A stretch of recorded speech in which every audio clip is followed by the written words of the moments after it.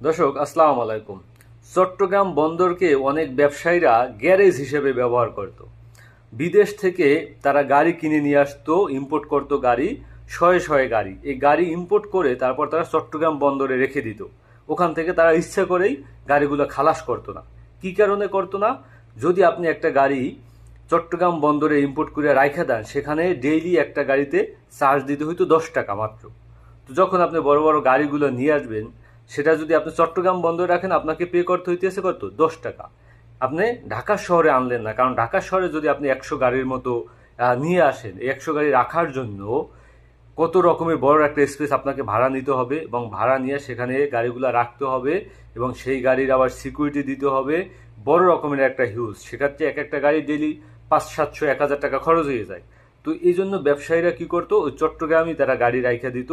কারণ চট্টগ্রাম বন্দরের কাছে গাড়ি রাখলেই তারা 10 টাকা দিয়ে গাড়িটা ওই জায়গায় রাখতে পারতো, এবং যখনই ঢাকা শহরে গাড়ি নিয়ে আসা তারপর গাড়ি বিক্রি হইতো, তখন আবার সেখান থেকে কিছু পরিমাণ গাড়ি নিয়ে আসতো।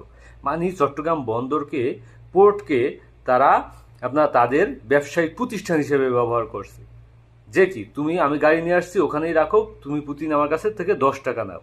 ব্রিগেডিয়ার হাসান নাসের এরকমের একটি তথ্য দিয়েছেন। তারপর উনি দায়িত্বে ছিলেন, এবং তখনই উনি কি করলেন, যে ভাড়া বাড়িয়ে দাও, প্রতিদিন এখন আর 10 টাকা দিলে হবে না, এই গাড়ির ভাড়া প্রতিদিন 1000 টাকা করে দাও। যখনই আপনি এই 1000 টাকা করবেন, তখন তারা কি, এই ব্যবসায়ীরা গাড়িগুলো খালাস করে নিয়ে যাইবে, যে না, এখানে রাখলে তো খরচ বেশি, আমি ঢাকায় নিয়ে যাই, অন্তত গ্যারেজ ভাড়া দিয়ে রাখি, সেখানে আরও খরচ কম হইতে পারে। তো বুঝতেই পারতেছেন, এটা হলো একটা সিন্ডিকেট। এভাবে বড় বড় বিশাল বিশাল সিন্ডিকেট হয়। এমনকি এই পণ্য খালাস করার জন্য অনেক কোম্পানি তারা তৈরি হয়েছে, অনেক কোম্পানি আছে, শত শত কোম্পানি পাবেন। তাদের কাজই হইল বাংলাদেশের ব্যবসায়ীদের কাছ থেকে পেপারস নিবে, পেপারস নিয়ে তারপর তারা আপনার ওই পণ্য খালাস করে দেবে, ব্রোকার হিসেবে কাজ করবে। মানে এভাবেই চলতেছে। আপনি কল্পনা করেন যে ব্যবসায়ীদেরকে কত জায়গায় হয়রানি করতেছে। আপনি একজন ব্যবসায়ী, আপনি পণ্য খালাস করবেন, আপনার ডকুমেন্টস আছে, আপনি এক্সপোর্ট ইম্পোর্টের লাইসেন্স দিয়ে আপনি পণ্যটা খালাস করবেন, কিন্তু এগুলো আপনি দ্রুত করতে পারবেন না। দ্রুত করতে হলে আপনাকে ওই ব্রোকার এজেন্সির মাধ্যমে যাইতে হবে।